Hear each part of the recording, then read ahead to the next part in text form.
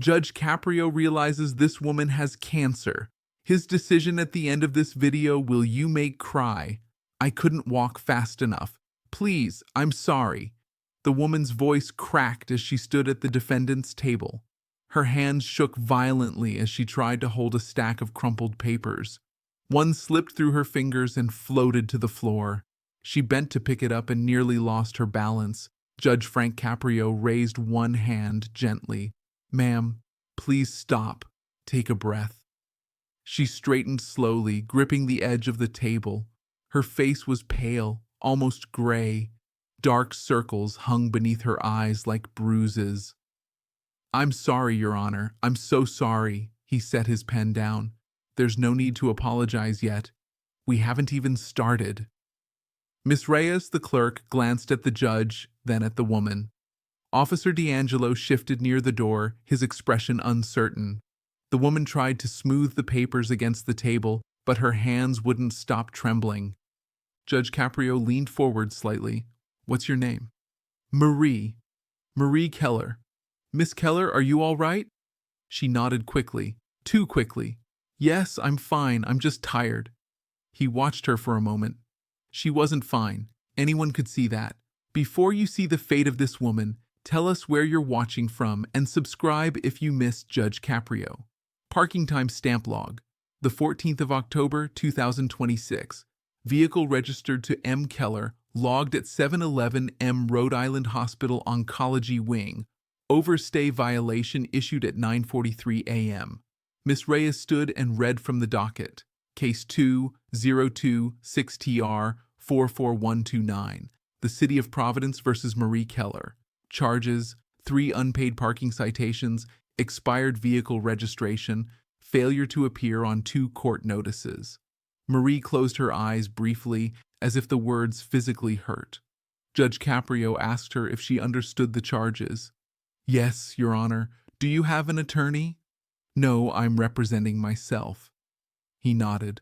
All right, Miss Keller, I see you received 2 notices to appear, October 28th and November 10th. You didn't respond to either. Can you tell me why? She opened her mouth, then closed it. Her hands tightened on the papers. I couldn't. I tried. Her voice faded. Judge Caprio waited. He didn't push. He simply waited. Officer Henry Lowell stood near the side of the courtroom. He was the officer who had issued 2 of the 3 citations. He looked uncomfortable. Judge Caprio asked him if he had anything to add. Your Honor, when I issued the 2nd citation, Miss Keller walked away while I was still speaking. I noted that in my report as non-compliance. Marie's head dropped. I didn't mean to be rude. I had to go. Citation ledger excerpt. Citation 2 issued November 3rd, 1017 a.m. Hospital parking garage. Officer notes. Subject appeared distressed, walked away mid-con conversation, non-compliance logged. Judge Caprio asked Marie to explain what happened the day of the 2nd citation. She took a shaky breath. I was at the hospital. I had an appointment. I parked where I thought I was allowed. I didn't see the sign. When the officer came, I tried to explain, but I couldn't stay. I had to get inside. Judge Caprio asked why she had to get inside so urgently. Marie hesitated. She looked down at the table. I had an appointment. A medical appointment? I was late. What kind of appointment? She didn't answer. He asked again gently. Miss Keller, what kind of appointment? Her hands, still gripping the papers, began to shake harder. One of the documents slipped again. This time she didn't try to pick it up. Judge Caprio glanced at Miss Reyes, then back at Marie. Miss Keller, I'm not trying to embarrass you. I'm trying to understand what happened. Can you help me understand? She nodded, but she didn't speak. Officer Lowell shifted uncomfortably. He said something quietly to Officer D'Angelo, who frowned. Judge Caprio asked Marie if she needed a moment. No, I'm fine. I'm tired. I'm very tired. Body cam transcript, November 3rd, 10:18. Officer Lowell, ma'am. I need you to sign this citation. Subject M. Please, I can't breathe. I have to go. Officer, ma'am, you need to stay here until subject walks away. Visible tremor in gait. Judge Caprio asked Marie to walk him through the timeline of the 3 citations. She tried. She said the first one was in September at the hospital parking lot. She said she overstayed because her appointment ran long. How long was the appointment supposed to be? 30 minutes. It took 3 hours. What kind of appointment takes 3 hours? She looked at him, and for the first time, something like fear crossed her face. A treatment? Judge Caprio paused. What kind of treatment? Marie didn't answer. She looked at the floor. He asked again, softer this time. Miss Keller, what kind of treatment? Officer Lowell spoke up. Your Honor, if I may, when I issued the second citation, I noticed Miss Keller had visible bruising on her arms. I assumed she had been in an accident, but she never mentioned one. Marie's head snapped up. I didn't have an accident. Judge Caprio asked what caused the bruising. Marie looked at him for a long moment. Then she slowly, carefully pulled up the sleeve of her sweater. Her forearm was covered in bruises, deep purple and yellow, overlapping in clusters. Medical tape wrapped around the inside of her elbow. A small circular bandage covered what looked like a needle mark. The courtroom went silent. Judge Caprio stared at her arm. He didn't speak. Marie pulled her sleeve back down quickly as if ashamed. It's from the IV. They have trouble finding my veins now. Hospital voicemail log. November 9th, 8:32 a.m. This is Sarah Mendes from Rhode Island Hospital Social Services calling for Judge Caprio's office regarding Marie Keller, Case 2026TR44129. Miss Keller is currently undergoing intensive chemotherapy treatment for stage 3 breast cancer. She has missed multiple court dates due to medical incapacity. Please contact our office for documentation. Judge Caprio set his pen down slowly. He looked at Marie, then at the papers in front of him, then back at her. Miss Keller, what is happening to you? Marie's lip trembled. She pressed them together hard, trying to keep herself steady. She shook her head slightly, as if refusing to say it out loud would make it less real. Judge Caprio asked again, quieter. Marie, what is happening to you? Her voice came out in a whisper. I have cancer. 5 seconds. 7, 10, 12. The silence in the courtroom was absolute. No one moved. No one breathed. Marie's hands finally let go of the papers. They fell to the table in a scattered pile. She covered her face with both hands. I'm so sorry. I'm so sorry. I tried to come to court. I tried to pay the fines. I can't. I'm so tired. I'm so tired all the time. Judge Caprio's face had gone completely still.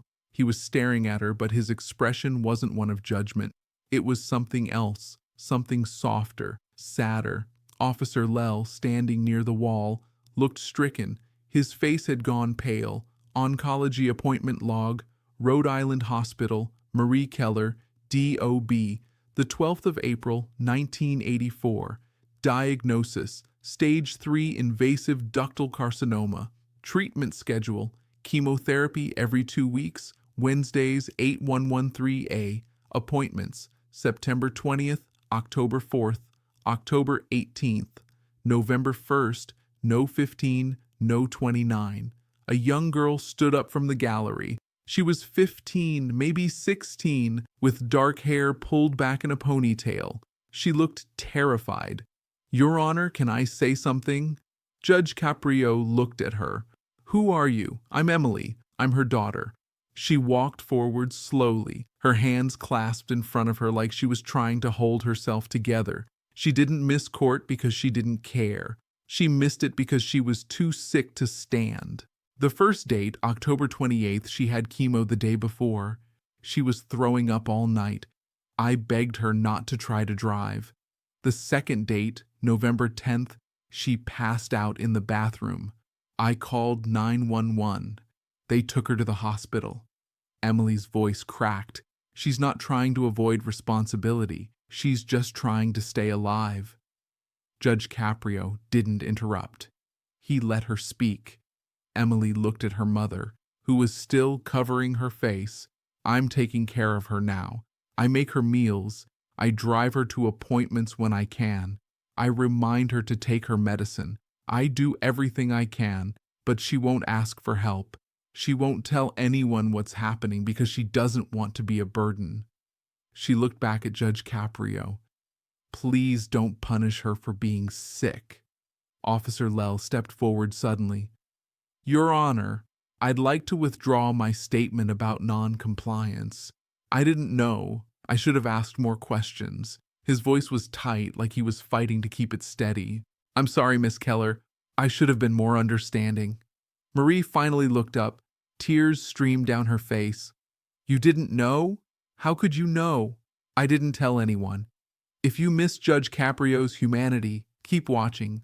Voicemail transcript. Hospital social worker Sarah Mendes. Judge Caprio. Miss Keller is one of the most compliant patients I've worked with. She never misses treatment. She never complains. But her financial situation is dire. She's been choosing between gas money and groceries. The parking fines are devastating to her.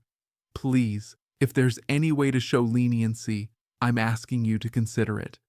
Judge Caprio picked up the file in front of him. He read through it slowly, page by page. No one spoke. The only sound in the courtroom was the faint rustle of paper. Finally, he looked up. Marie, I'm looking at your chemotherapy schedule. You have treatment every other Wednesday. Is that correct? She nodded. The court notices you received, the ones you missed, were scheduled for October 28th and November 10th. Those were both the day after your chemo sessions. He paused. You weren't ignoring the court. You were recovering from treatment. Marie nodded again, unable to speak. Judge Caprio set the file down. The 3 parking citations, all of them were issued in hospital parking lots. All of them were for overstaying. And all of them happened because your treatment took longer than expected. He looked at Officer Lowell. Officer, you said Miss Keller walked away while you were speaking, but according to the body cam transcript, she said, I can't breathe. I have to go. Is that correct? Officer Lowell nodded. Yes, Your Honor. She wasn't being disrespectful. She was in distress. Officer Lowell's voice was quiet. I understand that now. Judge Caprio turned back to Marie. Miss Keller, the expired registration. When did it expire? August. Why didn't you renew it? She hesitated. I couldn't afford it. The treatment, the co-pays, I had to choose. Judge Caprio nodded slowly. He leaned back in his chair and folded his hands. Here's what I'm going to do. All charges are dismissed. The 3 parking citations, the expired registration, the failure to appear dismissed. You owe nothing. Marie stared at him. What? You owe nothing. She shook her head, disbelieving. But I broke the rules. I didn't pay. I didn't show up. Judge Caprio's voice was firm but gentle. You were fighting for your life. That's not a crime. Internal court memo draft. Effective immediately, all municipal citations issued to individuals undergoing active medical treatment for life-threatening illness shall be flagged for hardship review. No fines shall be imposed without judicial review. Compassionate circumstance protocol to be developed in coordination with hospital social services. Judge Caprio wasn't finished. He looked at Miss Reyes. Miss Reyes, I want you to create a new flag in the case management system. It's called a medical hardship flag. Any defendant who submits documentation of serious illness, cancer, dialysis, terminal diagnosis gets flagged immediately. Those cases come directly to me before any fines are imposed. Miss Reyes nodded. Yes, Your Honor. He turned to Officer Lowell. Officer, I'm not criticizing you. You did your job, but I want you to take this case back to your division and use it as a training example. Not everyone who seems non-compliant is being defiant. Some people are just struggling. Officer Lowell nodded. I will, Your Honor. Judge Caprio looked back at Marie. Miss Keller, I'm also going to make a recommendation to the hospital. They need better signage in their parking lots. They need grace periods for patients undergoing treatment. And they need to communicate better with the city about medical parking needs. Marie wiped her face with her sleeve. Thank you. Thank you so much. Judge Caprio held up a hand. I'm not done. I want to offer you something, but only if you're able. If your health allows it, and only if your health allows it, I'd like to invite you to participate in a public service announcement about invisible illness. So many people are struggling in ways we can't see. If you're willing to share your story, it might help others.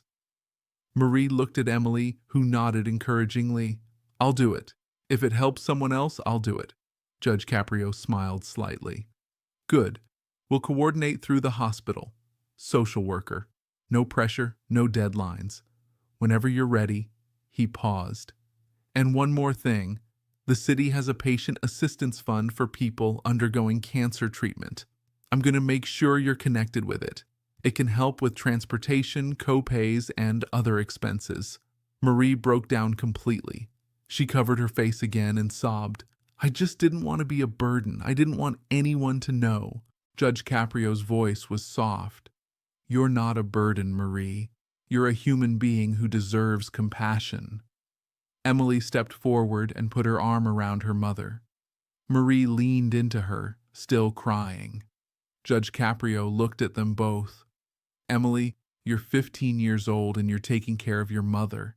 That's not a responsibility a child should have to carry, but you're doing it with grace and strength. I'm proud of you. Emily's eyes filled with tears. I just want her to be okay. I know, and I hope she will be. He turned back to Marie.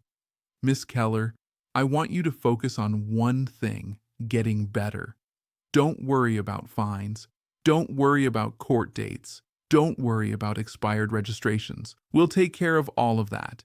You take care of yourself. Marie finally looked up at him. Her face was streaked with tears, but something in her expression had softened.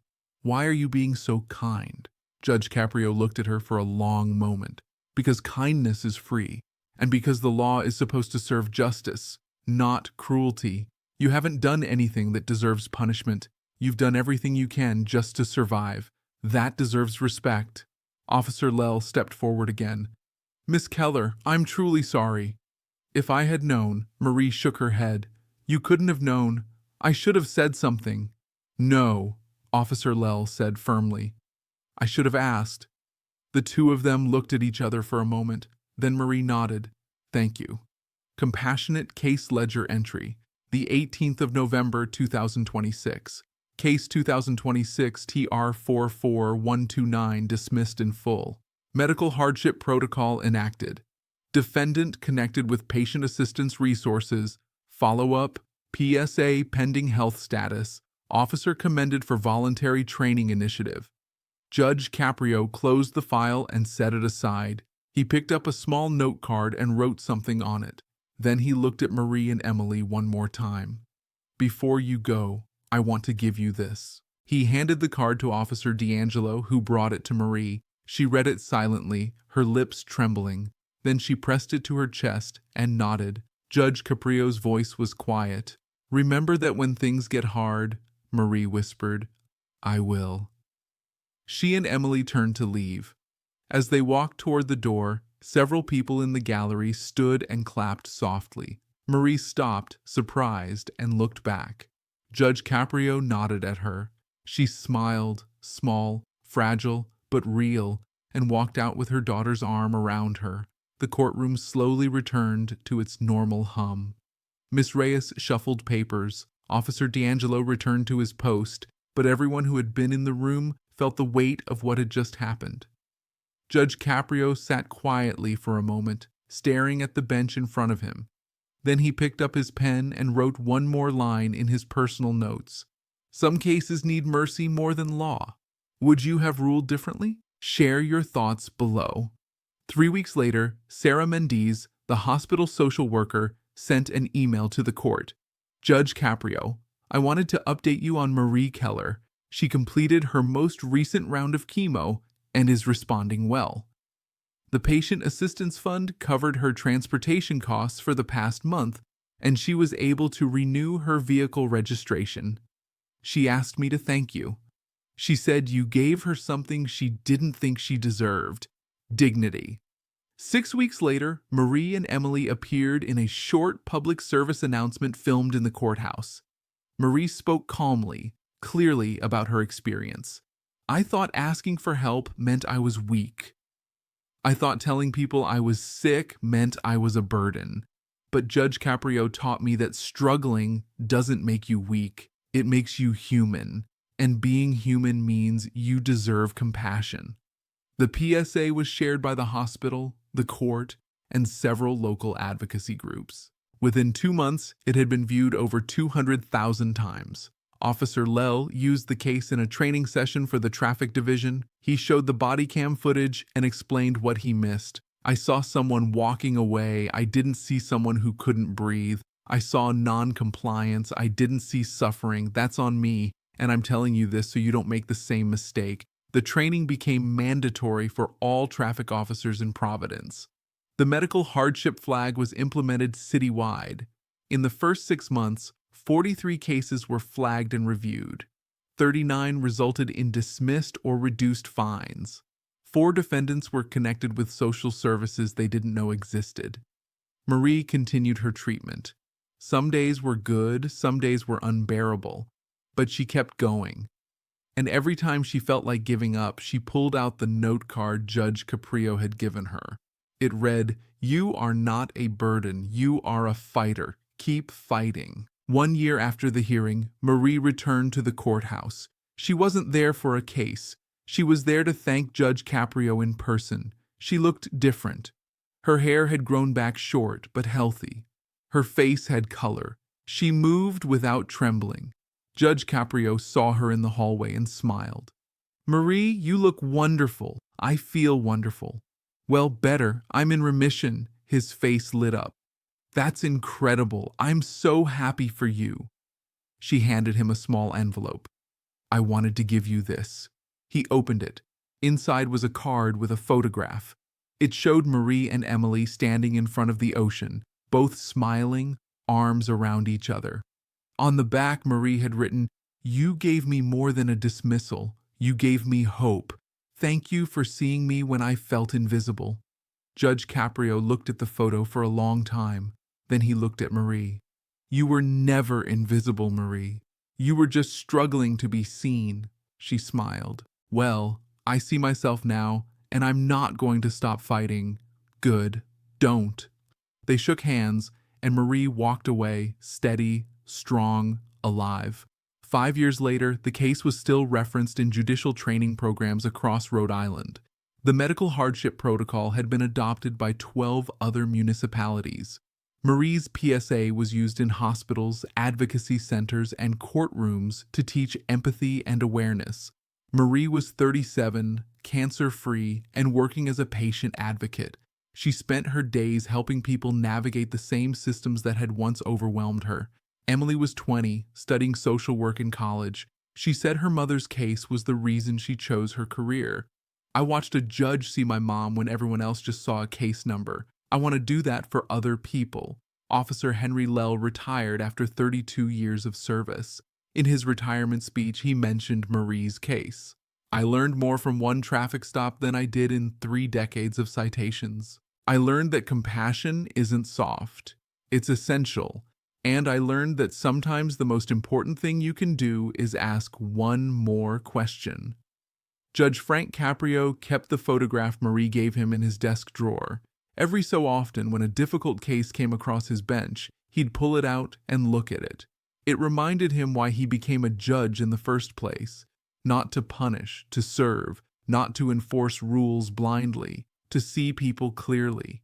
And every time he looked at that photo, Marie and Emily smiling by the ocean, he remembered the words he'd written on that note card 5 years earlier. Some cases need mercy more than law. He believed that then. He believed it.